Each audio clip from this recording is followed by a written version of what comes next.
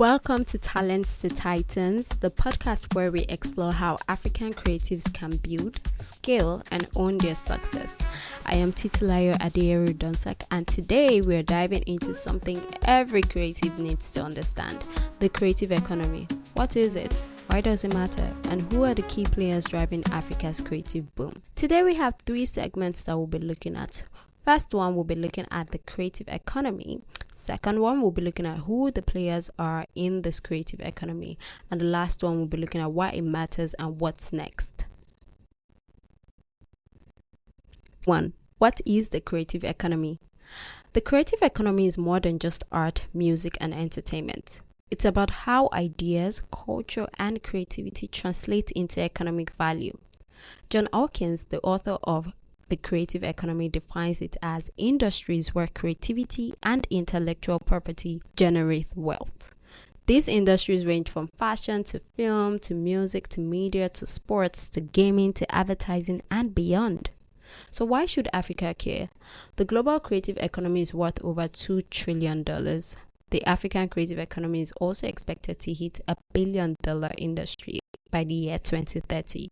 Yet we have many creatives who are still struggling with funding, ownership, and business strategy. 2. Who are the players in the creative economy?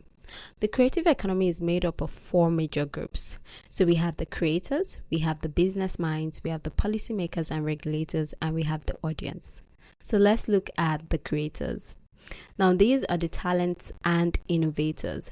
These are the artists, the musicians, filmmakers, writers, the athletes, the designers, the digital content creators who fuel the industries. So think of your big names in the music industry and the movie world.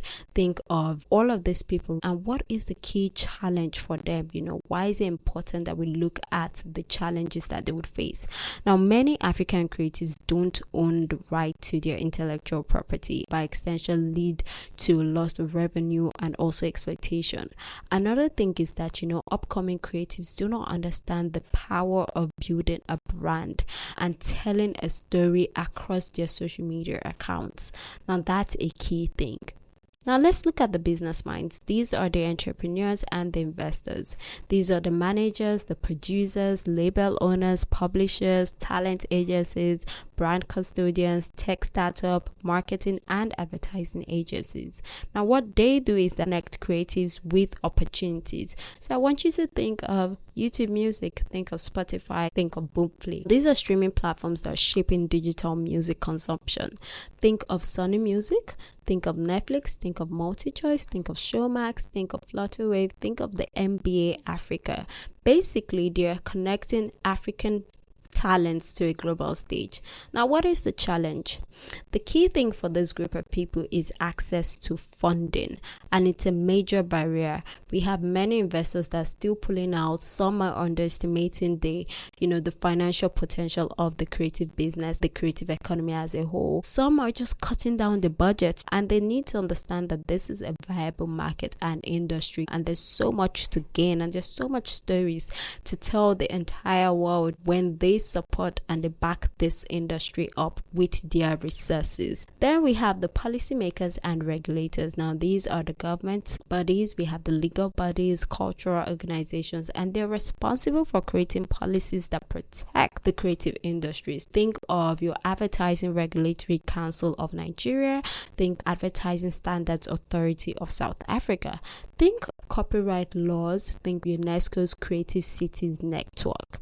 Now what they do is that they ensure the filmmakers, the athletes, or the artists, the talent have their own spot on the global stage, and they ensure that they are thriving. Now the key challenge for this group of people is the outdated policies, lack of enforcement, and also piracy issues that would continue to threaten the industry's growth. The next group of people are the audience. Without an audience, the creative economy wouldn't exist. These are the fans, these are the streamers, they're the art collectors, they're the festival goers, they're the fashion buyers, and they play a vital role. Now think of the rise of Afrobeats and Amapiano dominating global charts. These guys are streaming non-stop. Think of the influence of African fashion on global brands. Think of the gaming industry boom with African-made games gaining traction. Now, the challenge is that most consumers don't realize the importance of supporting African creatives financially. So they would always opt for the free version of anything that they can get, and this just leads to piracy. Segment 3. Why this matters and what's next. Now, the key question is, why does the creative economy matter for Africa? Number 1, it creates jobs. The creative sector is one of the biggest youth employers in Africa. Number 2, it generates global influence. African culture is now a global export. Number 3, it builds wealth. When creatives own their work, they can create generational wealth, and that's a key thing. What's next? For the creatives, they need to learn passion doesn't put food on the table, They have to understand the impact of building a reputable brand, They need to understand contracts, get ownership of intellectual properties, monetization skills, position themselves as a brand. For the entrepreneurs and investors, they need to invest in Africa's talent and build scalable platforms, They need to show the creative industry that they are fully behind them, supporting them with resources and opportunities. For the policymakers, they need to create environments that support and protect creatives. Now, for the fans, they need to support African content by paying for it and promoting homegrown talent. To wrap up today's episode, I want you to remember that Africa has the talent. We just need to build a business around it.